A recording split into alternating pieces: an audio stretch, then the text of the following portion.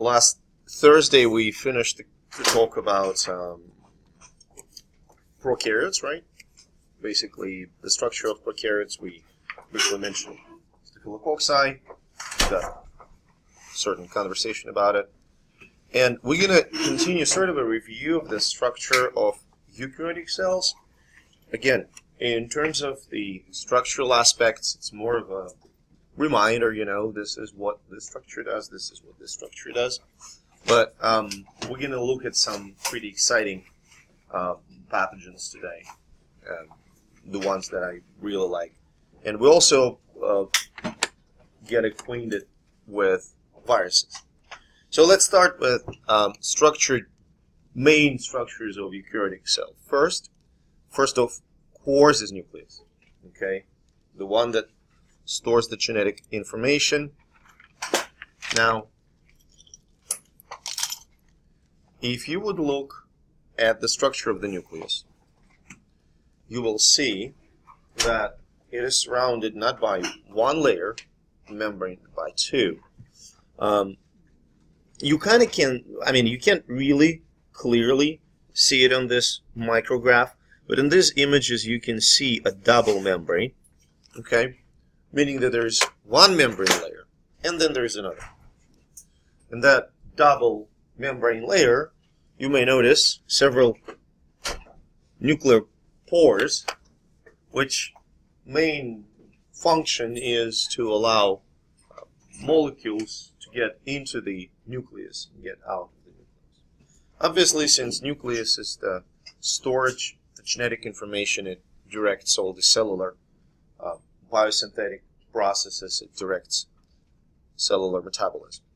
Inside of the nucleus, you can see this dark non-membrane bound structure, which is called nucleolus. It does store genetic information. It does direct cellular metabolism, but it controls one very particular aspect of cellular metabolism. Nucleolus is responsible for the ribosome synthesis. So, structures of the nucleolus are responsible for synthesis and assembly of the ribosomal elements, such as ribosomal proteins and various ribosomal RNAs. So far, we good? Immediately next to the nucleus, you can see this maze, kind of a lattice, shown here in beige with multiple red dots. This lattice is rough endoplasmic reticulum. Okay, it's a membrane maze layered with multiple ribosomes, and the one and only function of rough endoplasmic reticulum is the synthesis of proteins. That's it. Not even, you have to appreciate this. So this lattice itself doesn't produce proteins. Ribosomes do. But ribosomes are sitting in that maze, and the function of that rough endoplasmic reticulum is to provide space for ribosomes to make protein and to package protein to send them someplace else. Now, smooth endoplasmic reticulum, which you can see in the left bottom picture, right here, does not have ribosomes. Therefore, it has nothing to do with protein synthesis. Instead, it controls synthesis and general metabolism of carbohydrates and lipids. Often, proteins and lipids that are synthesized in the rough or smooth endoplasmic reticulum require further modification, chemical modification. If that's the case, lipids that are produced in the smooth endoplasmic reticulum, or proteins that are produced in the rough endoplasmic reticulum, get packaged in the transport vesicles, and are transported to the Golgi apparatus. Okay? The function, essential function of the Golgi apparatus, shown on this electron micrograph or this image, is to modify proteins and lipids. Think about it as, think about the cell as some kind of a factory that produces chemicals. So the raw product is made in endoplasmic reticulum, and then it goes into the sort of finalization department, which is Golgi complex, where these proteins and lipids are chemically modified as necessary and packaged into the secretory vesicles that can transport those chemicals to the surface of the cell, allowing them to get released, to get, to the environment, do whatever these proteins and lipids are supposed to do. Are we clear about these structures of the eukaryotic cell? Yes? Just to backtrack, what differentiated the nucleus and the nucleolus again? So nucleus is basically a heart of the cell, surrounded by double membrane with nuclear pores. Inside the nucleus is nucleolus. It is not surrounded by a membrane. It's basically just a dense formation inside of the nucleus. We good? Questions? Moving on. Now, what makes the eukaryotic cell a whole? Okay. So plasma membrane and cytoskeleton. So plasma membrane, shown here, consists, as any other cellular membrane, of phospholipids that form a bilayer. Okay, there are sometimes other molecules, can be, as we discussed before, molecules of cholesterol. Sometimes there are other modifications of lipids, but we're not that much, into that. What I want you to understand is that, again, phospholipid bilayer here provides a semi-permeable barrier between the outside and inside of the cell. And the transmembrane and peripheral proteins are responsible for either transport, like this transmembrane protein here, which is clearly some kind of a channel or carrier or pump. We don't really know from that picture. So transport or transmembrane signaling.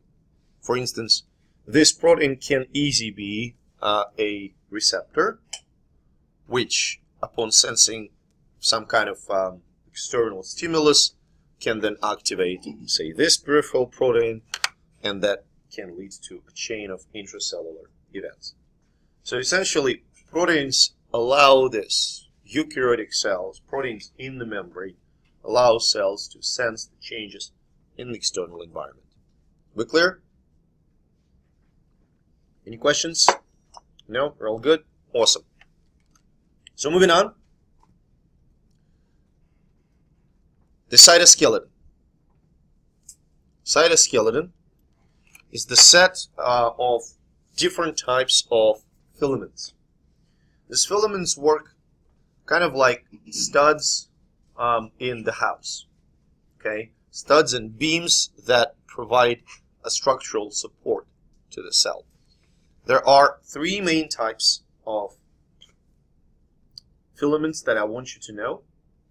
First is microtubules. Microtubules are pretty thick filaments on this micrograph. They are green.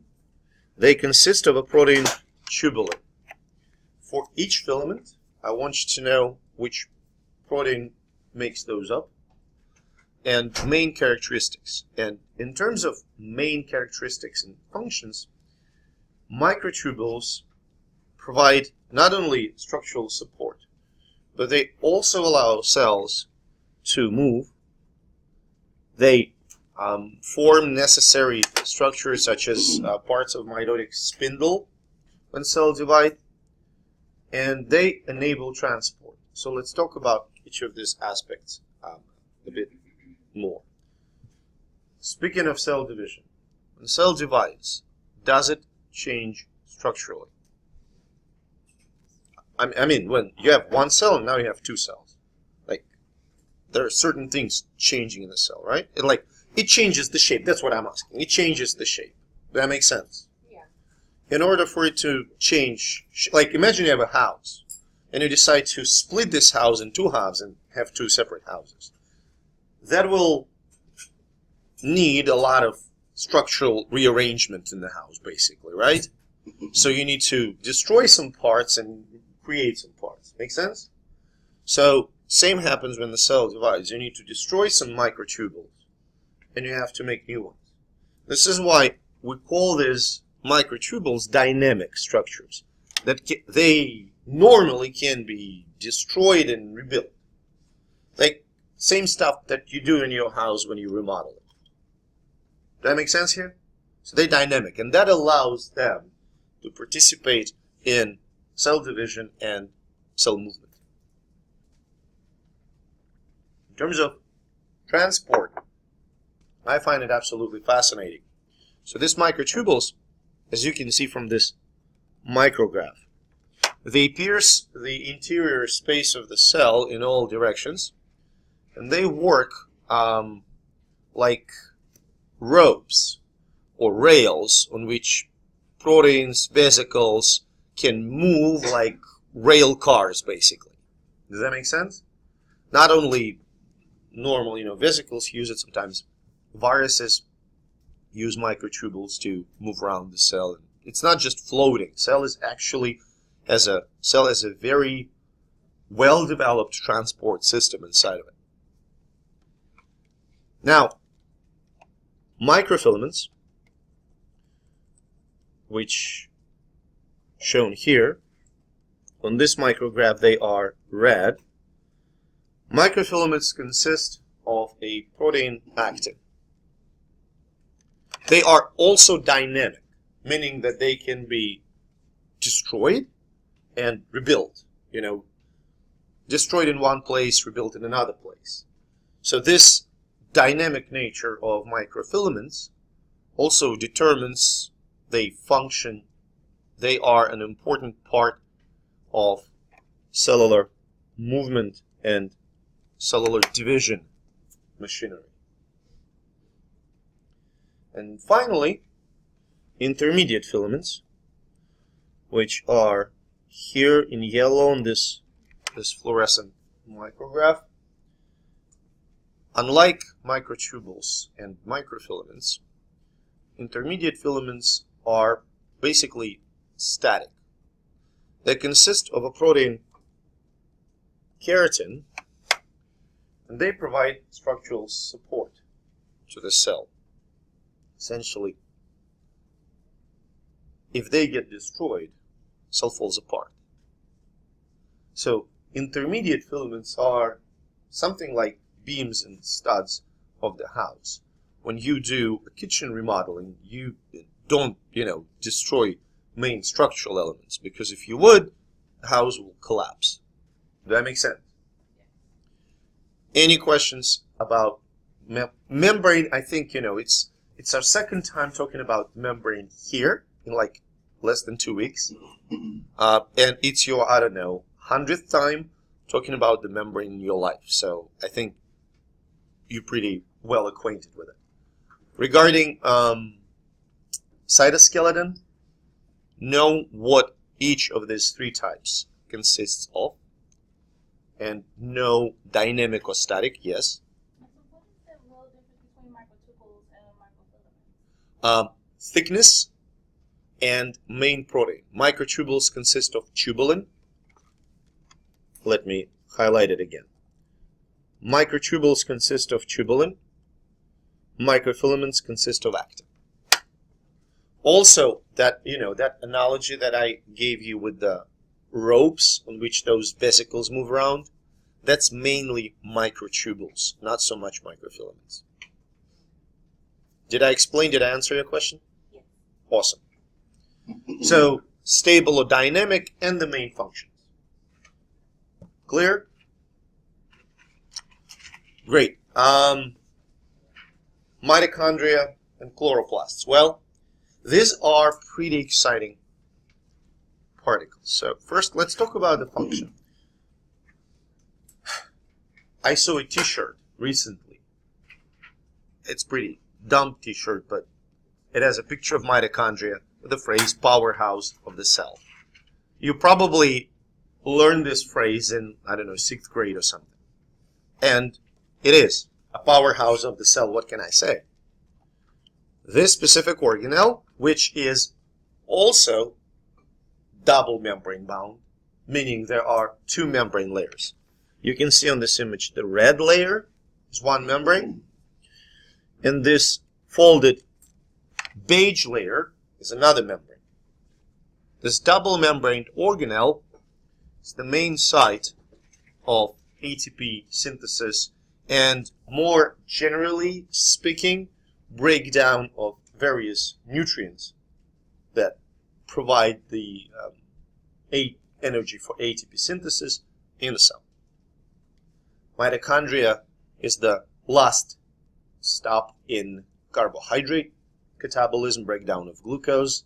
It is the main site of lipid catabolism, so-called beta oxidation. All these processes allow microorganisms, specifically and eukaryotic cells in general, to produce ATP. Another double membrane bound structure that can be found in such microorganisms as the photosynthetic algae or plants is chloroplast. Here you can see 2 membranes, the outer membrane and the inner membrane of the chloroplast.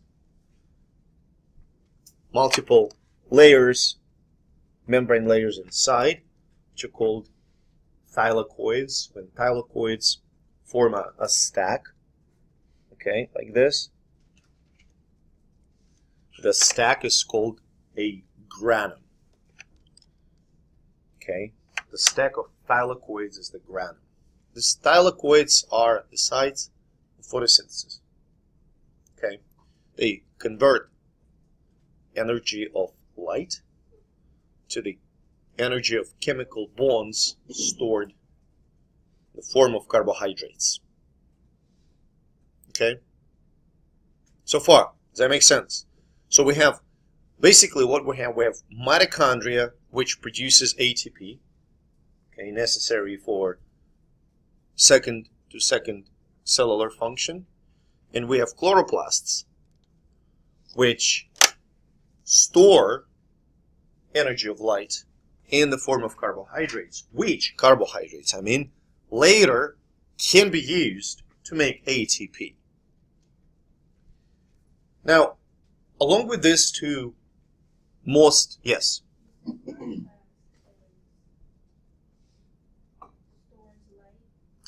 Chloroplast converts the energy of light into the chemical energy of chemical bonds of carbohydrates. So it uses light to make carbohydrates, okay, to make sugars, which later can be used as the energy for protein synthesis. So far, we're going to talk about these specific processes, the ATP synthesis and photosynthesis, in more details at some point. Now, along with these 2 most common structures, there are others. There are kinetoplasts, structure that converts energy of different chemicals directly into movement, basically. Okay, it powers the movement of certain microorganisms, such as Trypanosoma cruzi. There is an extremely interesting structure that can be found in sexually transmitted protozoan Trichomonas vaginalis. It's called heterogenosome. Heterogenosome produces, its ultimate goal is not to produce hydrogen. Hydrogen is byproduct. But it does produce hydrogen, and scientists try to figure out how can it do it, how it can do it. Because if they would be able to figure it out and make sort of artificial hydrogenosome, it would provide an easy synthetic pathway to make hydrogen, which then can be used to, say, power vehicles. Because we have all the means to make hydrogen-based vehicles. Hydrogen is just golden in terms of making it. Make sense? Now, one of the most interesting questions, of course, is where do these unique structures come from? Why this question is so interesting? If you would look at the process of eukaryotic cell division, mitosis, you will see that structures like endoplasmic reticulum or Golgi complex, they are formed from the scratch in the new cells. That makes sense. So cell, when after the division, cell is largely stripped from a lot of organelles. However, mitochondria and chloroplasts, during cell division, they divide by themselves. So when cell divides, mitochondria start to divide as well, like if they are cells. And that led few scientists, led initially by Merezhkovsky and Wallin, you don't need to memorize the names, to propose that mitochondria and chloroplast were descendants of some kind of microorganisms. And eventually, Lynn Margulis, American biologist, formulated so-called endosymbiotic theory. She basically stated that a long time ago, probably 2.5 billion years ago, something like that, certain proto-cell, whether it was maybe eukaryote, maybe it was still prokaryote, it's not that important. What important is that this proto-cell captured aerobic bacteria, which became mitochondria. Does that make sense? So you have two cells, one is much bigger, and the bigger cell sort of swallows the smaller one. But instead of killing the small one, they form symbiotic relationships, mutually beneficial symbiotic relationships, in which large cell provides protection and really good source of nutrients, while the smaller cell converts very effectively, converts these nutrients into ATP. With time, of course, the smaller cell lost a lot of its functions. It lost its ability to replicate independently outside of the cell. But the thing that I told you, that mitochondria divide, in fact, you can isolate mitochondria or chloroplasts from eukaryotic cells. You can inoculate them into an egg, and they will start divide inside of an egg without any other cell. Egg is cell by itself, but the point that I'm trying to make here is that these structures, mitochondria and chloroplasts, are somewhat independent. Not only this, they also have their own genomes. Both mitochondria and chloroplasts have DNA. They both have ribosomes. And if you would look at DNA or ribosomes of either mitochondrial chloroplast, you will see a striking similarity between bacterial and mitochondrial ribosomes, or between bacterial and mitochondrial DNA. All of it together, suggests that both mitochondria and chloroplasts are descendants of some kind of ancient bacteria. Now, the question, and here's what I like about microbiology.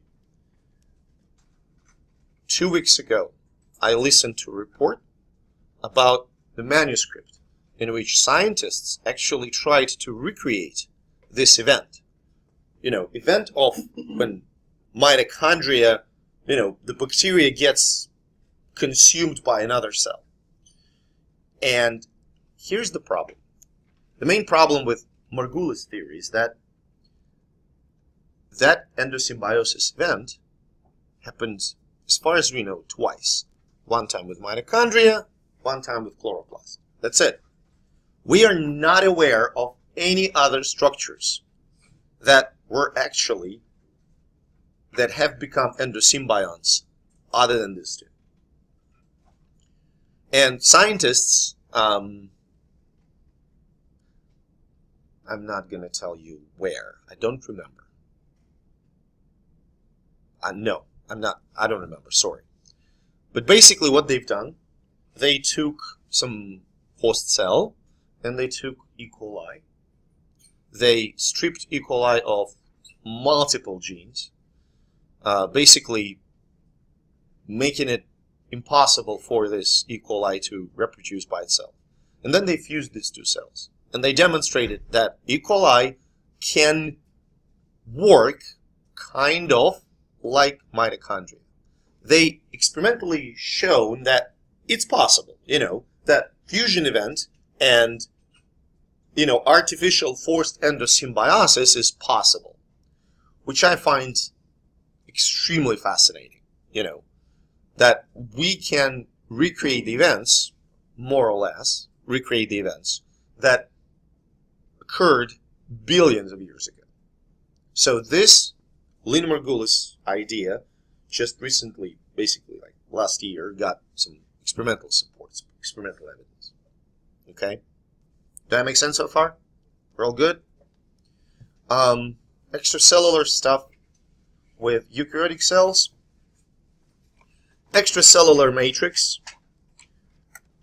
Kind of similar to what we have observed in bacteria. Different kinds of protoglycans.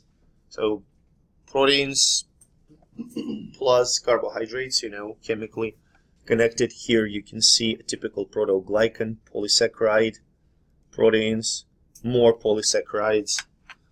So this proteins and long chains of carbohydrates make a pretty dense network outside of eukaryotic cells. This extracellular matrix may assist eukaryotic microorganisms with the attachment to the cells and tissues, and it can also form a capsule, basically just like bacterial capsule, which protects those eukaryotes against phagocytosis.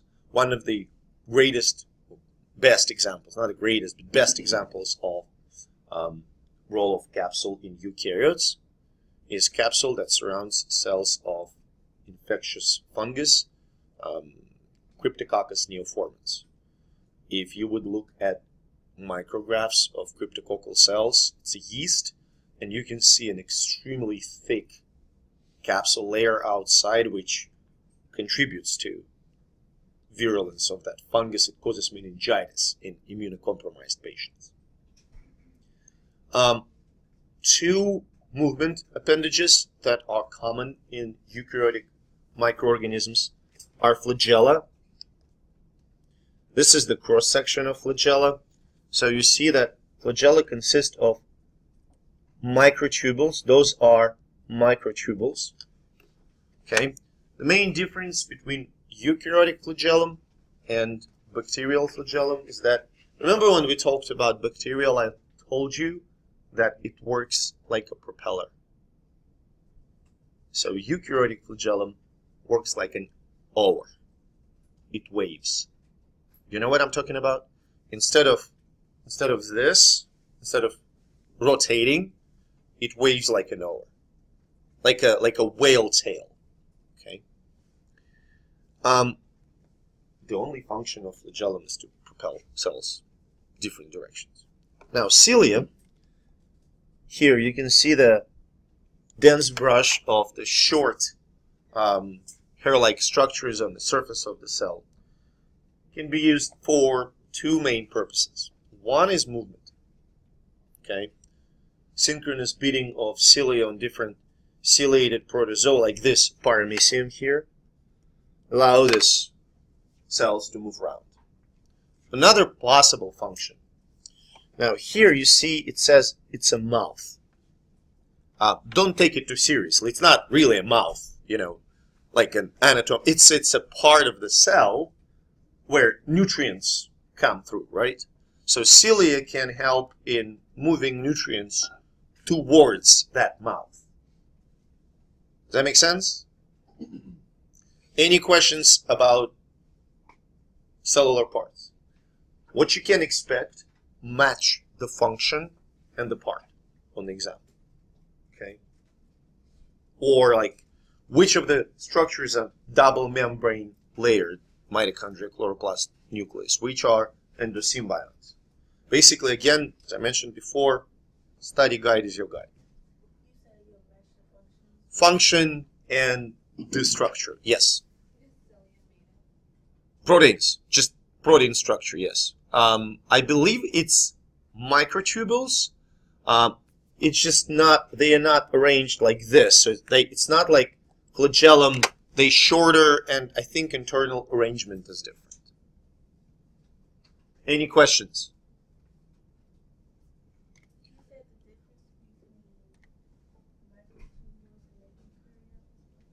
So difference between flagella in eukaryotes and bacteria is that in bacteria, flagellum rotates like a propeller, and in eukaryotes, it waves like an oar.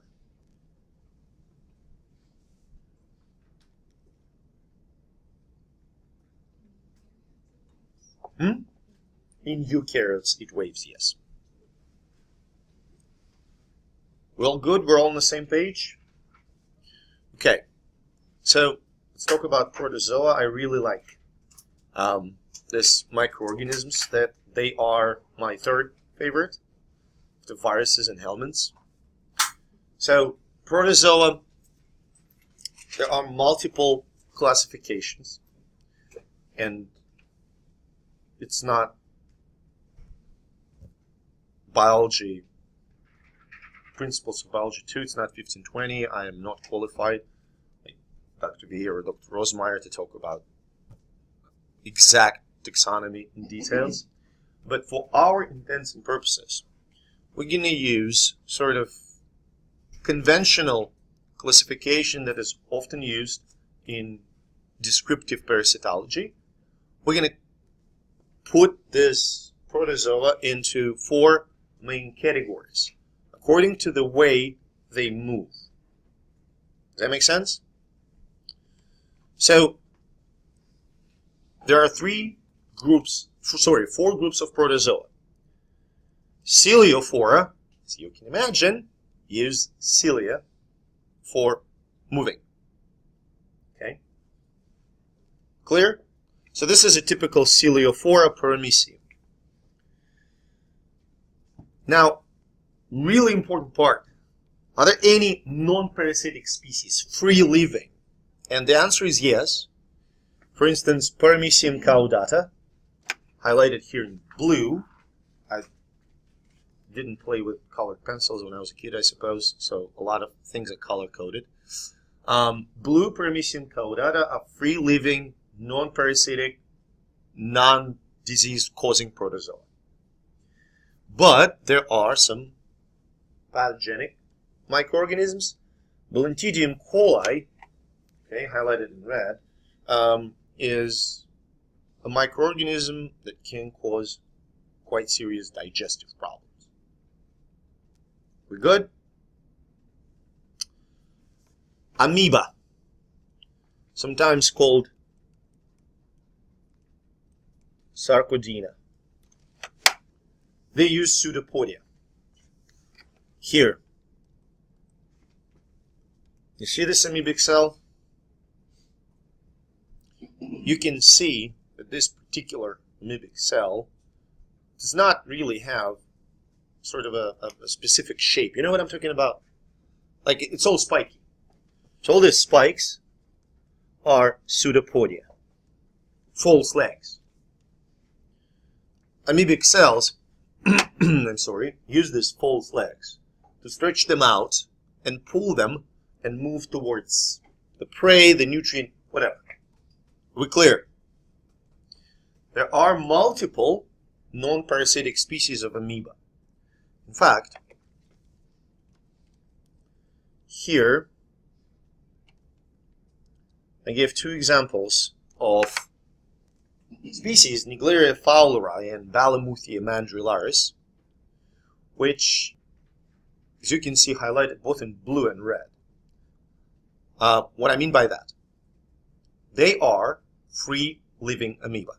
They normally exist in the soil and water, but if they end up inside of a human, they can cause a pretty devastating disease. Does that make sense? They do not require human. They can reproduce without us perfectly fine. Actually, if they end up in a human, that's the dead end. Human dies and amoeba die, but they can cause disease. Clear? Mastigophora, exemplified here with Euglena. Mastigophora use flagellum for movement. Okay? There are different non-parasitic species like Euglena gracilis. There are multiple parasitic flagellated or flagellated protozoa, Mastigophora. For instance, Trypanosoma cruzi, causative agent of Chagas disease that is very common in South America, is an example of parasitic Mastigophora.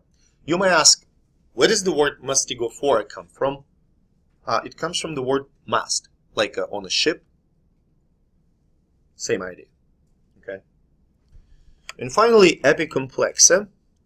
This is an example of Epicomplexan protozoan. That's electron micrograph. That's Plasmodium falciparum, causative agent of malaria. Now, all Epicomplexan protozoa are parasitic. What method of locomotion they use? They use none.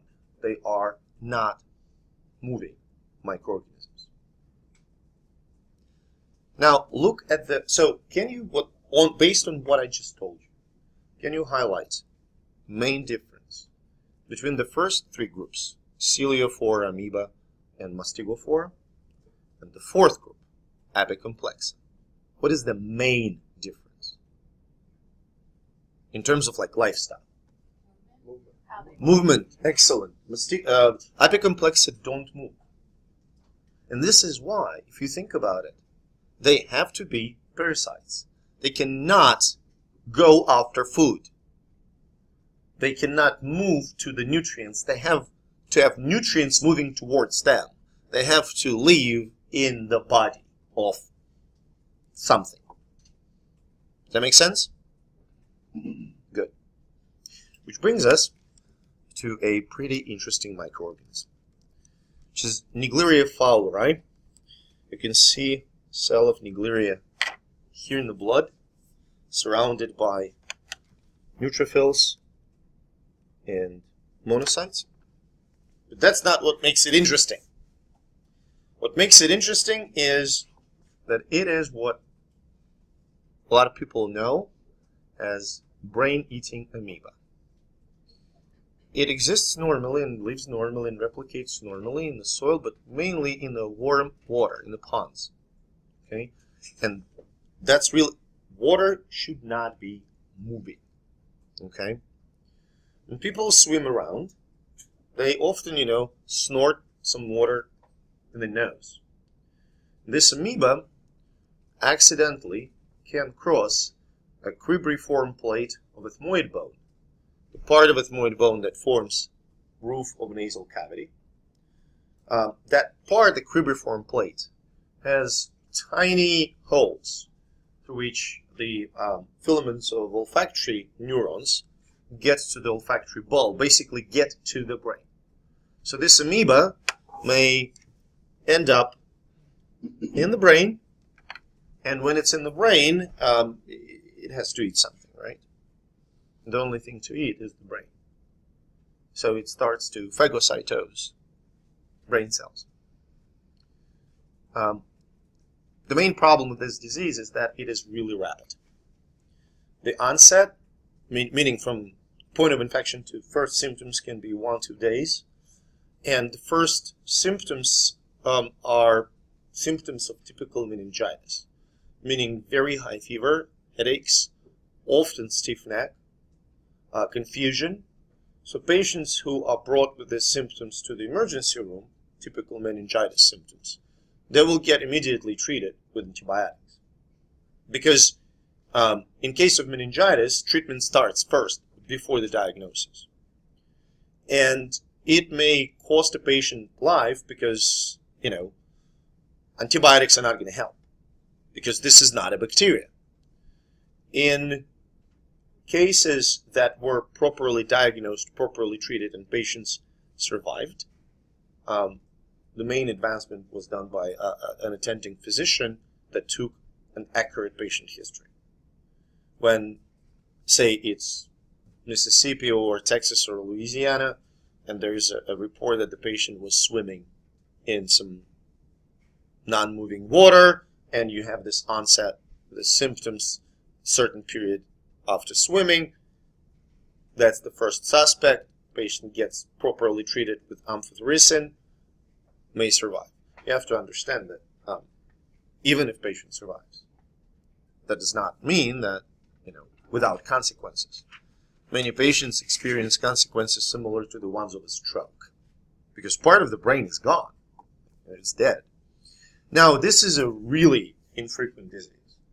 In more than 50 years, since so it's like, 56, almost 57 years, 111 cases.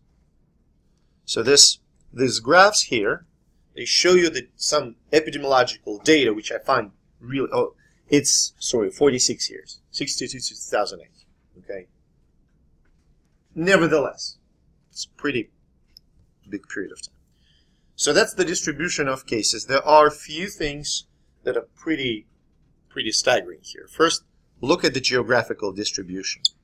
What can you say? What kind of climate does this disease associate itself? Warm. Yes. Warm climate. Well, Florida never ceases to amaze us. Texas is probably because of the sheer size of the state. Okay. Now, so it's associated with a warm climate. Age. Kids and teenagers. And you can see that, we're talking like 5 to 9, 10 to 14. Those are kids that would jump in any pond and swim around, right? And fool around in the water. Not just lap swimming, but. And distribution in terms of the time of the year. Summer. That's when kids swim. You see? July, August, less so September. But, if you have been to Texas, it's basically like summer starts in, yes? Sorry. That kind of bacteria that grow more in oceans or in rivers? Oh, it's ponds. Ponds. Ponds, lakes, any fresh, not so fresh water. I wouldn't call it brackish. I would call it like, you know, go to Shaker Lakes in Shaker Heights. That would be a great breeding. With these ponds, that could be that. Yes. Most importantly, water doesn't move. In rivers, it's super rare. Incredibly rare. You can see this data, okay? Rivers is the black line. So compare rivers to this gray bars that represent a lake, pond, or any other type of reservoir. You can see that those are predominant sites of the infection. This table just shows you the numbers. You can see, you know, Florida, Texas, are pretty common. Yes? So would that be more of a major factor in why it's not as prevalent in, say, Louisiana, Mississippi, or Alabama? Because those places don't have as many ponds? Or... I would say so, yes. Because, well, in, you know, southern Louisiana, if Niglaria doesn't get to you, alligator will. So, you know, it's kind of trade-off. But also, I would believe, you know, I don't know the actual population of the state of Texas, but I presume it's city of Houston is bigger than the population of the state of Louisiana. I guess it's also just the sheer number of people living in the state. Okay. And, you know, Florida is just Florida. Now, moving on to other eukaryotic pathogens, we're going to talk about fungi. So, I don't really like fungi, to be honest. For some reason, I don't know. I like to eat mushrooms, but... So there are three main types of fungi, three main phyla. Zygomycota, Ascomycota, and Basidiomycota, that are differentiated based on the mode of reproduction. All fungi form spores. These spores carry the corresponding names. So sporangiospores, ascospores, and basidiospores. Okay. Now, for our purposes, from the standpoint of clinical, very basic clinical mycology, we're going to focus mostly right now on the way these fungi grow. And fungi can grow in two main ways. They can grow, first of all, as molds. You all know molds. Mold that grows on the bread or berries of, you know, any other kind of fruit is multicellular fungus. This long fibers that form the mold, you know what I'm talking about, right? This threads. They're called hyphae. Each hypha here consists of multiple cells. This hyphae, multicellular hyphae, are called septate. From, I believe, Latin, septum means a wall, a separation. So septate hyphae are hyphae that are partitioned by these cell walls. Okay. In some fungi, individual cells fuse together, forming non-septate hyphae. You see, still there are multiple nuclei. Basically, the walls between the adjacent cells are gone. Do you, understand the difference between this two? So molds are colonial fungi, okay? Multicellular fungi. Now, single-celled fungi are called yeasts. Okay? So, when we say single-celled, it doesn't mean that if there is one yeast cell, that's it. There can be not another cell nearby. In fact, when yeast cells divide, they can form what we refer to as pseudohyphae. You see this yeast cell, multiple buds, new cells that protrude from the parental one. But in a mold, individual cells cooperate to some point. In unicellular yeasts, each cell is an individual organism. Does that make sense? They just live together. Okay? You can think about molds as a family, okay, and yeasts as, many unrelated individuals just hanging out together. So far, good? Now, what we need to understand is that molds and yeasts, all fungi, the main reproductive structure for them are spores, either sexual or asexual. Most common type of spore for yeasts or molds is asexual spore. Now, asexual spore, it's basically, a descendant of a fungus which carries exactly the same genetic makeup as the original organism. So when this asexual spore gives rise, when it germinates and produces a new fungus, that new organism is the exact copy of the parental one. It's like cloning. Does that make sense? Now, sexual spores are formed in the environment when conditions are really unwelcoming.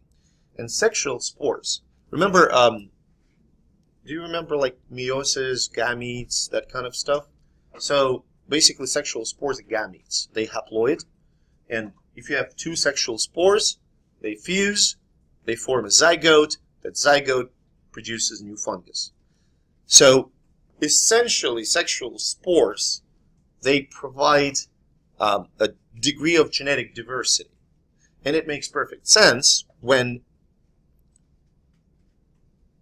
the environment is unwelcoming.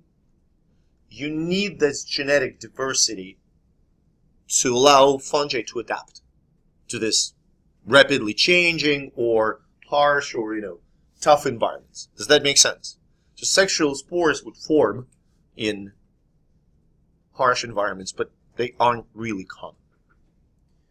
Yeast specifically can reproduce by budding. So those tiny little, little tiny small structures that you can see, those are buds, new cells. You have one yeast cell, it divides, and produces a new offshoot, sort of. Does that make sense? That offshoot is a bud. When this bud reaches a certain size, it separates itself from the parental cell and exists as a separate cell. That's budding. Basically, just kind of binary fission, mitosis. Now, the majority of fungi exist either as molds or yeasts. Say, Candida albicans, okay? It's a yeast. That makes sense, okay? Rhizopus, which is not a pathogenic fungus, is a mold, okay? Penicillium notatum, the famous penicillium that gave us antibiotic, or different strains or different species of aspergillus. Aspergillus is what you most likely see on the bread or berries. Those are molds. However, there are fungi that are called dimorphic, such as this Histoplasma capsulatum. Dimorphic fungus means that this fungus usually grows as mold in the environment and as the yeast in the human body. Does that make sense? So, why? What is the difference between the environment and the human body? Well, there are multiple, obviously. Temperature? Yes, exactly. Environment is kind of coolish. Human body is 37. So Histoplasma capsulatum, which kind of moving here, is called terminally dimorphic fungus. Now, it is found in usually forested areas. This map on the right shows you the distribution of Histoplasma cases in the United States over the span of 75 years. You can see that the majority of outbreaks are in the states of Iowa, Nebraska, Illinois, Indiana, and Ohio. Some of them are in Michigan. So it's a Midwestern disease, and it kind of, that's a certain climate. It's not too warm, because if it gets too warm, then this fungus cannot grow as the mold in the environment. If it gets too cold, it simply cannot grow. Okay, so it's like an ideal temperature. I don't know why there are no Histoplasma in Pennsylvania. Probably it has something to do with the fact that Histoplasma is zoonotic infection. Bless you. Zoonotic means that animals are the important part of the life cycle of this microorganism. So Histoplasma can be easily found in the feces of bats and birds. Okay, and these feces, as you can imagine, are everywhere in the forests. And when these feces become aerosolized, okay, does that make sense? Aerosol, get in the air. People inhale Histoplasma, it enters the lungs, and in the majority of infected patients, it stops. At the lung stage, it may not even cause any kind of disease. Your body will completely clear it out. Only about 1% of people who are infected actually develop a clinical disease. Initially, clinical disease manifests as pneumonia, and if it's caught at this stage and treated with antifungals, like itraconazole, you don't need to memorize treatment. I told you before, no need. If it's treated with antifungals, that's it. People completely recover. However, in some patients, since it's dimorphic, it turns into yeast in the lungs, can spread systemically, and can cause infection of multiple organs. And if untreated, the systemic infection is 100% fatal. It's still treatable, but you have to seek treatment. This is opportunistic infection. So it mainly affects people who are immunocompromised. I don't remember if we used this term before, opportunistic.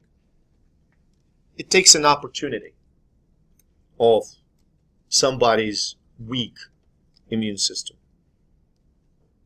Okay? People who are susceptible to histoplasmosis are AIDS patients or patients who undergo chemotherapy, patients on immunosuppressive drugs to the transplantation, and that probably explains why there are not many cases of histoplasma, because patients with AIDS have a lot of things to do other than roaming the forests of Indiana or Ohio. So what I find interesting is that Histoplasma is sort of a professional risk, disease of one specific occupation that deal with a lot of aerosols in the forests. Any ideas? Not so much aerosol, no. Those people that I refer to, they work in the environment where a lot of, stuff flies around. Not in the forest. You're on the right way, but people who work in the forest and a lot of stuff flies around. Yeah, lumberjacks, lumberjacks. They can be totally healthy, but, when all this stuff falls down and soil and everything that's around starts to get aerosolized, they can inhale so much spores that they develop an infection. So this is why it's important to wear personal protective equipment. That makes sense? Which brings us to perhaps the most, well, I like viruses, but helminths, they are awesome in terms of the life cycle and all the implications that come from life cycle. So I'm going to introduce you to helminths. We're going to talk about them specifically, but I just couldn't resist. Helminths are worms. They're large, meaning almost all of them can be seen with a naked eye. Maybe with a couple of exceptions. You know, there's a blood fluke, schistosoma, which is really, really tiny. You really have to have a microscope. And there's you've heard about pinworm, have you? So pinworm, those worms are very small. The biggest ones are about 10 millimeters. There's a big, typically pinworms, you know, organisms are about 1 millimeter long, so unless you're looking, you can't really see them. Okay, others, pretty large. So there are 3 phyla of parasitic helminths. Nematodes, which are round worms with a cylindrically shaped body. They aren't segmented, and they're probably the most advanced worms of these 3 phyla. They have a body cavity, and they have sexes. So they have male and female worms. Trematodes, also known as flukes, are flat, non-segmented worms having no body cavity, and the overwhelming majority of nematodes, overwhelming majority of trematodes do not have separate sexes, so they are hermaphrodites. Good? Now, cestodes, probably the most primitive of all parasitic helminths, are segmented tape worms.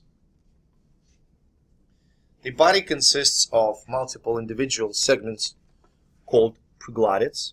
Here at the bottom you see individual proglottids. Okay, they absolutely flat.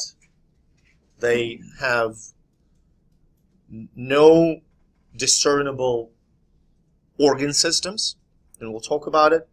And they are hermaphrodites as well. And of course they have no body cavity. So that brings us to a poster child of cestodes, poster child of segmented tapeworms, Taenia solium, a pork tapeworm. Now let's talk about structure. So you see these proglottids. Think about them as, you know, like chain of little, almost square-shaped fragments. Okay, proglottids are really small. Okay, each proglottid is essentially a sac full of eggs.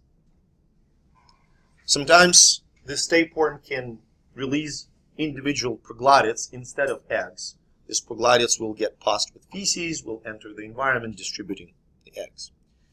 At the front end of a worm is the head called scolex. Okay, so scolex right here, you can see the head of the worm, uses suckers to attach to the wall of the intestine. Now imagine a tape. Seriously, imagine a tape. This tape has enormous surface area. And this is how this worm feeds. It basically absorbs the nutrients by diffusion from the human intestinal cavity. It's found mainly in the large intestine. It consumes very little of what a host eats. Does that make sense? So all these ideas that if somebody has a tapeworm, this person will either eat a lot or be really thin, no, that's not true. People who are infested with tapeworm usually have no idea that they have this infestation. Tapeworm infestation is largely asymptomatic. The biggest problem can be mild abdominal discomfort, meaning like bloating. There was a pretty famous clinical case when a woman came for colonoscopy, and during colonoscopy, 3 tapeworms were found in her intestines. She had no idea. No symptoms, nothing. Okay? Now, the life cycle is simple, but yet fascinating. So, eggs, or proglottids, either way, so basically individual eggs or sacs of eggs, are pussed with feces, okay, from humans. They eventually enter, it's basically a farm disease. If they end up in the environment, these eggs will be consumed, so these are eggs, okay, they will be consumed by cattle or pig. In this case, in case of Tinea solium, it's going to be a pig. These tapeworms are pretty species specific. In pigs, eggs will develop into larvae, which migrate through the intestine into the tissues, such as muscles. And they will form what is called cysticerci. You see the cysticerci? Okay. Initially, they will form what we call oncospheres and then cysticerci. Basically, what we have in that flesh of a pig is larva. Does that make sense? Now, when we consume pork, we essentially consume muscles of a pig. Clear? So humans consume muscles. Muscles contain these oncospheres. We eat larva. Larva ends up in a human intestine, finds the welcoming environment, develops in the adult worm.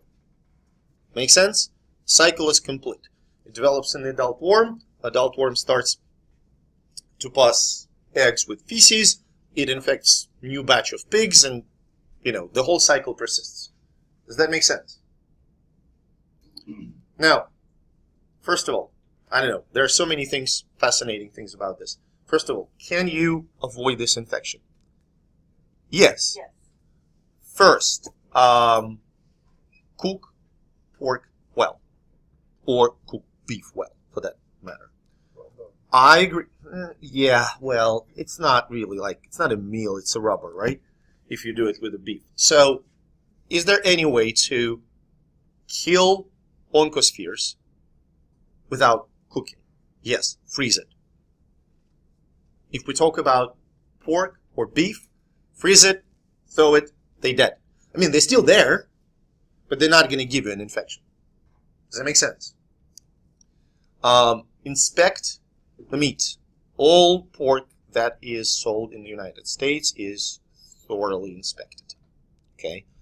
Chances are, even freshest, never frozen pork that you buy in the grocery store, that's important, not from the farmer, in the grocery store, that comes through the FDA inspections, which are halted, by the way, right now, so be careful. That go through FDA inspections, all this meat is 99% safe. You cannot ever be 100% assured. If you buy it from a farmer, that's a tricky business. Okay, like a small farm. I'm not saying it's bad. Just remember, either cook it well or freeze thaw it. Now that's one thing. Is it treatable? Absolutely. Adult tapeworm is treatable. There are drugs called albendazole, praziquantel, all that same stuff that you give to your pets to treat them against helminths. Okay, so you take this drug, and eventually you will pass the worm. It will come out of the rear end. So it may be a little bit of a disturbing feature, but it's better not to have it. Now, really fascinating story is the disease associated with tapeworm infestation that is called cysticercosis. So let's imagine a model situation. The egg here is consumed normally by the pig. Does that make sense? What if the egg is consumed not by the pig, but by the human? So egg enters human gut. According to this life cycle, egg develops into what? Larva. And what does larva do when it develops, when egg develops into larva in the intestine? Where do larva go? Huh? To the muscles. Now, all this can happen in a human. So this larva can end up in the human muscle, leading to myocystisarcosis, which is somewhat painful disease. It can lead to mild muscular inflammation, myositis. It can end up in one really, really important muscle, located just a bit left of the sternum. It's called heart. That's worse because that leads to myocarditis. Some really adventurous larvae can end up in the brain, leading to neurocystisarcosis. So in this image, it's rather small, but you can see a lot of white dots. Each dot is cystisarchy. Each dot is a larva. Does that make sense? And one of my favorite stories about neurocystisarcosis is a story that happened in New York when several Jews, fairly Orthodox Jews, not Hasidic Jews, but, no pork and all of that stuff, were hospitalized with seizures and brain inflammation, basically encephalitis. And when they got all the analysis, lab work back, turns out that those Jews had neurocystisarcosis that was caused, Jews, by the pork tapeworm. Jews, pork tapeworm. Kind of, either they aren't following secretly or something is going on here. So, interestingly enough, those people were not related. They didn't come from the same household, but they knew each other. So those families were kind of friends, And investigators started to look, it's really rare. You can see that in the United States. In the right bottom corner, I have a small map. So you see that in the United States, the number of cases for cysticercosis or tapeworm infestation is really small. Okay, it's pretty common in Central and South America, but not in the United States. So they started to look into where it might have come from. And they started to look for the eggs in the household environment. And they found, probably millions of them, like in the dust. They could swipe window sills, the floor, and eggs of pork tapeworm were everywhere. And those were pretty wealthy families. They didn't live on the farm with a lot of pigs around because they Jews, a bit different story, but anyway, so they started to look who could pass these eggs. And they started to ask around if there's anybody else who lives in the household. Turns out, all these families had housemates. And the story was that one family hired a housemaid, and the woman was from Mexico. She was awesome. She was great. They loved what she was doing, and the friends asked, can you bring your immediate family, like your sisters or your cousins, to help us with our houses? Okay, so she moved her big part of her family to New York to work in other houses. Turns out they were all infested. These women had adult tapeworms, and they were passing eggs in thousands. And then, people inadvertently consumed them, and there you go. Okay, everybody got treated, everybody got a fine. But to give you an idea about the scale of the problem, it's the up to 30% of all cases of epilepsy are because of neurocystisarcosis in the areas where there is disease. is found. Okay. Yeah. So just cook it well. Any questions about Taenia solium? No? All good? No classification. Again, study guide is your guide. I'm not asking anything that's not in the study guide. Let's take a break. When we'll come back, we will do the lab, review the quiz, and then chat a little bit more. Okay?